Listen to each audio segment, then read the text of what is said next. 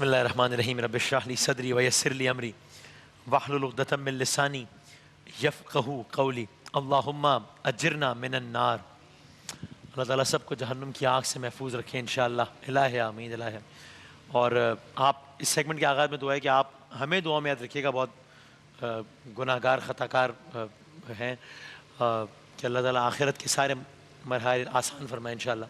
ہم جہنم کے عنوان سے بات کر رہے تھے، تو اس میں ایک اور بات جہاں پر آ کے کل کی بات رکی تھی وہ یہ کہ جہنم کا ایک ایسا منظر بھی ہوگا کہ جو کہ انسان کے تصور میں ہی نہیں ہے۔ سارے ہی منظر تصور سے باہر ہے، لیکن یہ بات تو شاید وہم و گمان میں بھی نہ ہو، وہ یہ کہ شاید ہم میں سے اکثر ہی سمجھتے ہوں کہ صرف انسان ہی جنت میں یا جہنم میں جائیں گے، لیکن قرآن مجید انسانوں کے ساتھ ساتھ جنات کو بھی جہنم میں ڈالنے کی بات کرتا ہے۔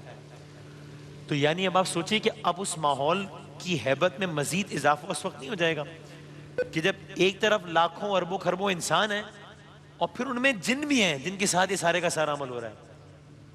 یعنی قرآن مجید کچھ اس طرح کا منظر پیش کرتا ہے کہ وہ جنات جو آج انسان کی نگاہوں سے اوجھل ہیں، حیرت انگیز طور پہ وہ جہنم میں انسانوں کے درمیان ہوں گے۔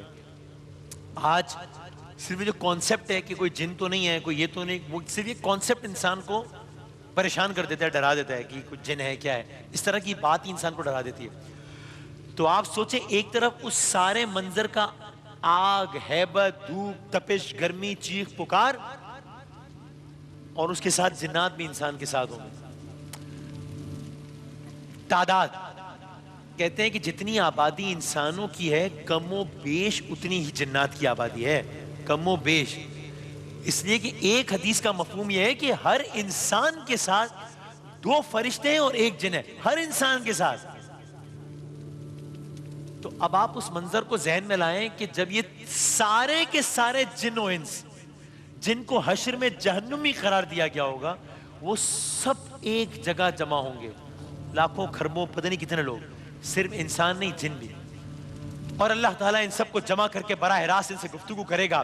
وہ گفتگو قرآن کے ایک سورے کے ترجمے میں کچھ اس انداز سے آئی، فرمایا جس روز اللہ ان سب لوگوں کو گھیر گھیر کر جمع کرے گا، اس روز وہ جنوں سے خطاب کر کے فرمائے گا، اے گروہ جن، تم نے تو نوع انسانی پر خوب ہاتھ صاف کیا۔ انسانوں میں سے جو ان کے رفیق تھے وہ عرض کریں گے، پروردگار ہم میں سے ہر ایک نے ایک دوسرے کو خوب استعمال کیا، اور اب ہم اس وقت پر پہنچے ہیں جو تو نے ہمارے لیے مقرر کیا تھا۔ اللہ فرمائے گا، اچھا اب آگ تمہارا ٹھکانہ ہے، اس میں تم ہمیشہ رہو گے، اس سے بچیں گے صرف وہی جنہیں اللہ بچانا چاہے گا، بے شک تمہارا رب دانا ہے، بے شک تمہارا رب علیم ہے۔ اللہم اجرنا من النار، صرف وہی بچیں گے۔ اور اس کے بعد سورہ اعراف میں فرمایا، اللہ فرمائے گا جاؤ تم بھی اسی جہنم میں چلے جاؤ جس میں تم سے پہلے گزرے ہوئے گروہ جن و انس جا چکے ہیں۔ ہر گروہ جب جہنم میں داخل ہوگا تو اپنے سے پہلے والے گروہ پر لعنت کرتا ہوا داخل ہوگا۔ یہ عجیب ایک منظر ہے کہ جب لاکھوں کروڑوں لوگ یا اربوں لوگ، پتہ نہیں کتنے لوگ گروہوں کی صورت میں جہنم میں ڈالے جا رہے ہوں گے، تو وہ سب اپنی چیخ پکار، اور وہ تو ایک عالم الگ ہوگا، لیکن ان میں سے ہر گروہ اپنے سے پہلے والے گروہ پر لعنت کرتا ہوا داخل ہوگا، یہاں تک کہ جب سارے گروہ وہاں جمع ہو جائیں گے تو ہر بعد والا گروہ اپنے سے پہلے گروہ کے حق میں کہے گا، اے رب یہ لوگ تھے جنہوں نے ہمیں گمراہ کیا، لہٰذا انہیں آگ کا دوہرا عذاب دے۔ جواب میں ارشاد کیا ہوگا، ہر ایک کے لیے ہی دوہرا عذاب ہے، ہر ایک کے لیے ہی دوہرا عذاب، یعنی ہر کوئی دوسرے کو بلیم کر رہا ہوگا۔ جس طرح ہم نے محشر سورہ حج کی، کبھی موقع لگے تو ابتدائی آیات پڑھیے گا، تو اس میں روز محشر کا منظر ہے، تو اس میں بتایا ہے کہ کس طریقے سے، کس انداز سے باپ بیٹے کا، بیٹا باپ کا، ماں بیٹے کا، بیٹا، کوئی کسی کو کسی کی فکر نہیں ہوگی، اس لیے کہ ہر کوئی اپنے معاملات میں اتنا زیادہ پڑا ہوا ہوگا۔ تو کہا، فرمایا ہر گروہ اپنے سے پچھلے گروہ کو کوس رہا ہوگا، اور وہ کہہ رہا ہوگا کہ ان کو ڈبل عذاب دیں، اور آخر میں اللہ تعالیٰ کہے گا کہ سب کے لیے ہی دوہرا عذاب ہے، مگر تم جانتے نہیں ہو۔ آگے چلتے ہیں۔ کہ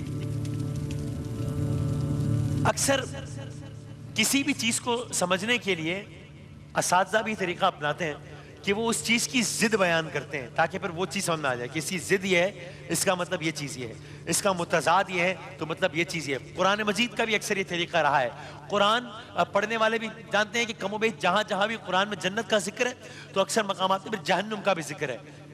اسی لیے اللہ نے تمام انبیاء کو بھی بشیر بھی کہا ہے، نذیر بھی کہا ہے، یعنی وہ کفر اور شرک کے نتیجے میں جہنم اور ایمان و اسلام کے نتیجے میں جنت کی خوشخبری دیتے ہیں۔ تو اب ذرا سنیے کہ اہلیان جنت کیسے دکھتے ہوں گے، اہلیان جہنم کیسے دکھتے ہوں گے، اپیئرنس، یا اگر اس کو مزید پریسائز کر دیں چہرے۔ ذرا سنیے جنت والوں کے چہرے، جس میں اللہ کرے کہ ہم سب کا شمار ہو انشاءاللہ، اور پھر سنیے کہ جہنم والوں کے چہرے۔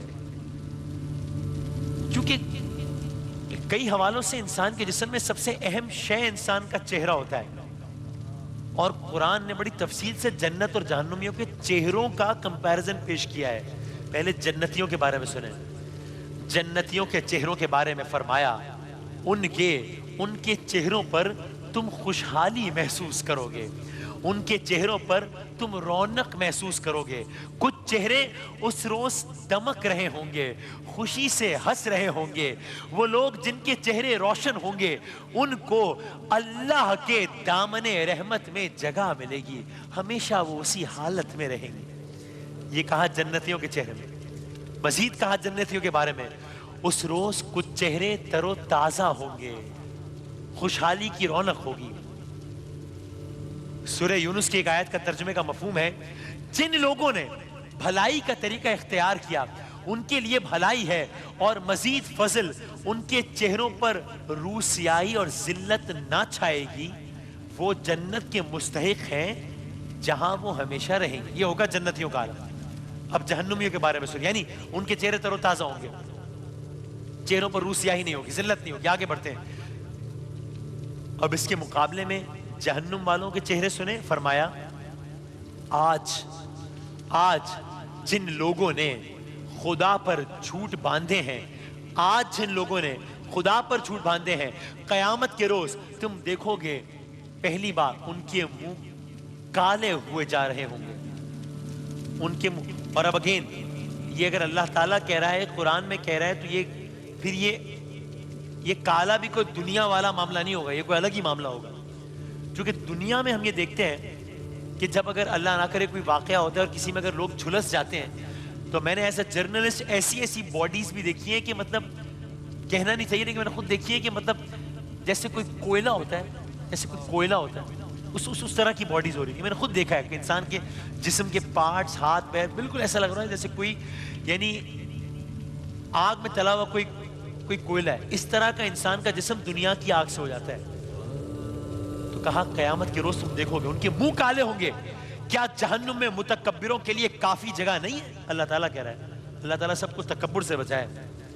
پھر سورہ یونس میں فرمایا ذلت ان پر مسلط ہوگی۔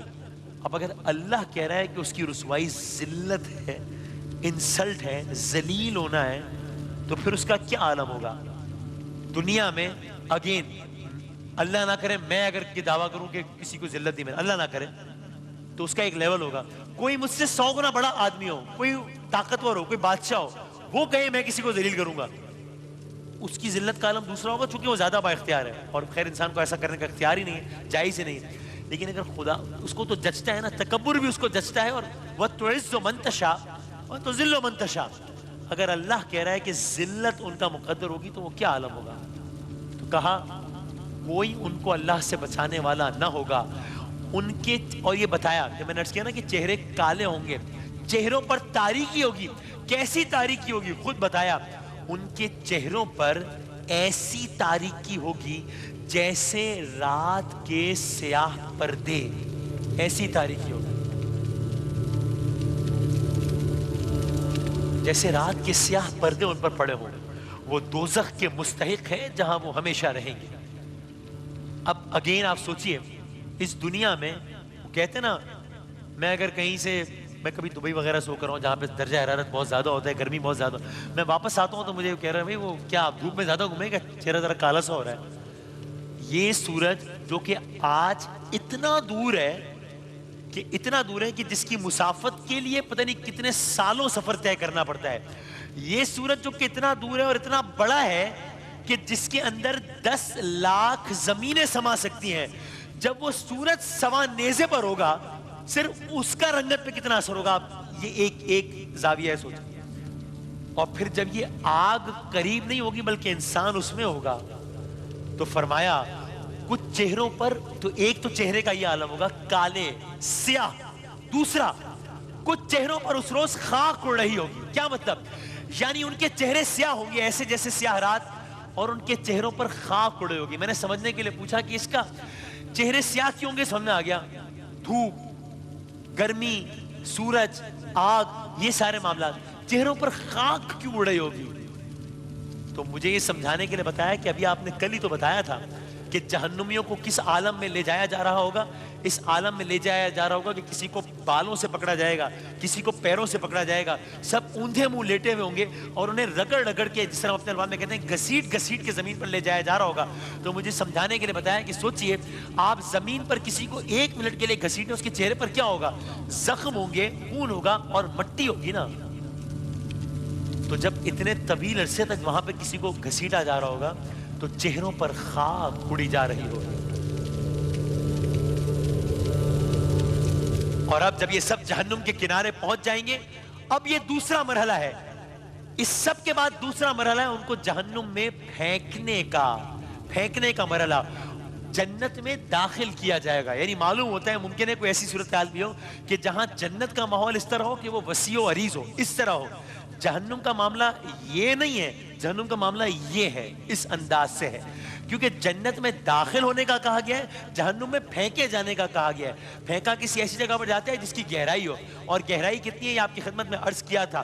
اب دوسرا مرحلہ ہے ان کو جہنم میں پھینکنے کا. اور کس عالم میں پھینکا جائے گا, کہا اس وقت بھی ان کو پیروں سے یعنی کہ چلتے ہوئے جہنم میں داخل نہیں کیا جائے گا, بلکہ ان کو سروں کے بل الٹا لٹا کر جہنم میں پھینک دیا جائے گا. اور یہ پھینکنا ایک ایک کر کے نہیں ہوگا, پوری نسل ایک ساتھ جہنم میں پھینکی جائے گی. یعنی اب آپ ایک منظر اگر میں آپ کو دکھا سکوں, آج سے 20 سال پہلے کا منظر, یہ ہم سب نے ٹیلی ویژن سکرینز پر دیکھا. یہ 9/11 کا منظر ہے. طیارے آپس میں ٹکرا گئے, لوگوں کو لگا کہ اب جان کسی بھی طریقے سے نہیں بچ رہی. لوگوں کو یہ لگا کہ اس عمارت میں رہنے کا مطلب ہے جل کے مر جانا. لوگوں نے چھلانگیں لگانا شروع کی بلڈنگ سے. اب یہ کوئی ایک فرد ہے تو چھلانگ لگا رہا ہے. اس طرح آپ نے ایک اور فرد اگر دکھا سکیں تو یہ ہم نے دیکھا کہ 2 3 4 8 لوگ تھے جو کہ اس آگ کے عالم میں, یہ لوگ ہیں جو چھلانگیں لگا رہے ہیں بلڈنگ سے. یہ منظر ٹیلی ویژن پر لائیو دکھایا گیا, یہ کہ لوگ بس تیار ہیں کسی بھی لمحے چھلانگ لگا دیں. اور یہ منظر اتنا ہیبت ناک تھا, حالانکہ 5 لوگ تھے, 10 لوگ تھے, 20 لوگ تھے, 100 لوگ تھے جو کہ چھلانگیں لگا رہے تھے. یہ انسان اڑتے ہوئے جا رہے ہیں نیچے, یہ انسان اڑتے ہوئے جا رہے ہیں نیچے. تو یہ منظر اتنا ہیبت ناک تھا کہ جن لوگوں نے اپنی آنکھوں سے یہ منظر دیکھا وہ سالوں تک اس کے ٹراما سے باہر نہیں آ پائے. یہ حالانکہ 5 10 15 20 لوگ تھے. اب آپ سوچیں پوری کی پوری نسل ایک ساتھ پھینکی جا رہی ہوگی, یعنی نہیں معلوم کتنے اربعہ لوگ ہوں گے جو کہ ایک ساتھ اوندے پھینکے جا رہے ہوں گے. اس منظر کے ہیبت ناک ہونے کا اندازہ لگائیں. اور آخری بات آج کی حد تک یہ بھی سوچیں, یہ جو لوگ اپنے آپ کو گرا رہے تھے بڑا تکلیف دہ مرحلہ تھا, لیکن یہ اپنے آپ کو انہوں نے گرایا ہے اور زمین تک کتنی دیر میں پہنچ گئے؟ 10 سیکنڈ, 20 سیکنڈ, بہت اونچی عمارت تھی 40 سیکنڈ, 1 منٹ, 2 منٹ, یہ بھی میں نے زیادہ بتا دیا, اس سے زیادہ تو نہیں ہوگا.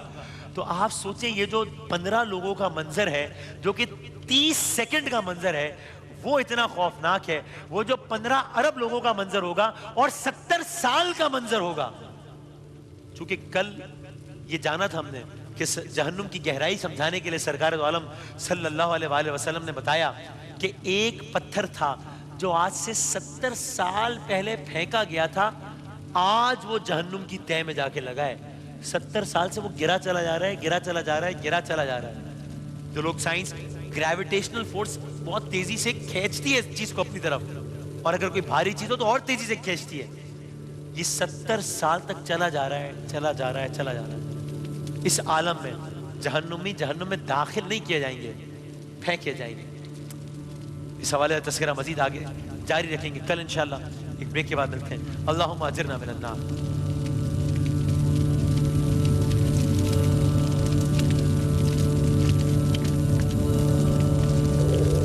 رحمتوں اور برکتوں کے اس مہینے میں بانٹیے خوشیاں اپنوں کے ساتھ.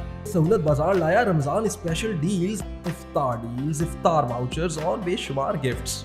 آرڈر کرنے کے لیے ابھی لاگ آن کیجیے www.sahulatbazaar.com پہ، اور مزید معلومات کے لیے +92 322 7335 749 پر ہمیں واٹس ایپ بھی کر سکتے ہیں.